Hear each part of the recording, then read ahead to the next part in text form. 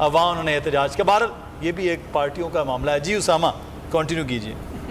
अच्छा, अभी तो पता नहीं फैसला क्या आता है, क्योंकि खुद आप बाबर अवान साहब को सुन रहे थे, इसी तरह से बैरिस्टर अली जफर साहब ने, जो कि फिरोज साहब के वकील हैं, उन्होंने कहा भी किसी तरफ भी आ सकता है। लेकिन मरीम साहब चूंकि कहती हैं कि उनको पता लग जाता है फैसले का, वो यही कि अगर जजेस ने फ़ोन नहीं उठाया, अगर कोई मुलाकातों की कोशिश की गई है, उन्होंने मिलने से इनकार किया है, तो इसका मतलब है कि जनाब अब इंसाफ होगा, हमारे हक में फैसला नहीं आएगा। तो पता लग गया, तो उससे पहले ही उन्होंने अब ये एहतजाज और ये सारा कुछ शुरू कर दिया है।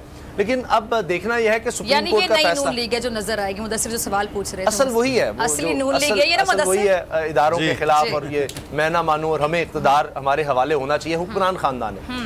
अब सुप्रीम कोर्ट का फैसला ये भी हो सकता है कि जिस तरह सबको सुना गया है और उसकी एक एक चीज़ डिटेल को देखा जा रहा है, और बेबी को फैसले में चाह रहे होंगे कोई ऐसी बात ना हो कि फिर उसको जवाब बनाकर कोई अपनी तरफ से घड़ कर कुछ चीज़ें की जा सके दोनों तरफ से।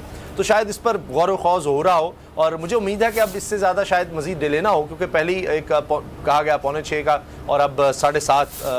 बिल्कुल ये है कि अब 7:30 बज चुके हैं। जो वक्त दिया गया था वो वक्त हो चुका है। मैं आपको यहाँ पर रोकूंगा, तमाम मेरे जो सीनियर्स हैं, लेकिन इस वक्त फैसला सुनाएगी कुछ ही देर के बाद सुप्रीम कोर्ट, क्योंकि 7:30 बजे का जो वक्त दिया गया था 7:30 बज चुके हैं, और अब जो दरवाजे हैं वो खोल दिए गए हैं। सिक्योरिटी मजीद सख्त कर दी गई है सुप्रीम कोर्ट की, और तहरीक इंसाफ की मरकजी क़यादत जो है वो कमरा अदालत में मौजूद है, सुबह से सुप्रीम कोर्ट में है। और जैसे अब दोबारा से 7:30 का वक्त हुआ है, तो कोर्ट रूम में असद उमर, परवेज खटक और शाह महमूद कुरैशी की सीनियर क़यादत वो वहाँ पर मौजूद है। और हमें भी अब अमीर अब्बास साहब ने भी ज्वाइन कर लिया, हमारे भी सारे सीनियर्स